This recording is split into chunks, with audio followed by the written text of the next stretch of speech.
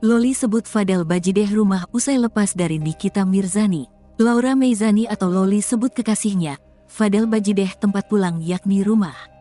Loli beberapa kali menampilkan momen mesra dan kebersamaan dengan Fadel Bajideh melalui media sosial. Anak sulung Nikita Mirzani itu menyebut sang kekasihnya sebagai rumah ternyaman untuknya. Klaim tersebut Loli sampaikan bersamaan dengan videonya yang bermain di rumah sang kekasih. "Rumah paling nyaman buat gue," ungkap Loli di TikTok dikutip Sabtu, tanggal 6 April tahun 2024.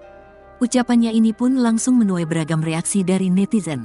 Tak sedikit warganet yang heran Loli bertingkah seakan santai dan bahagia hidup tanpa ibunya, Nikita Mirzani. Selain itu, banyak pula nasihat yang ditujukan pada Loli. "Setelah kamu menikah, kamu akan sadar rumah ternyaman adalah rumah ibumu," tulis warganet. "Cuma Loli yang bahagia tanpa ibu," sambung yang lain. "Rumah paling nyaman itu ibu, nggak ada yang lain, jelas lainnya."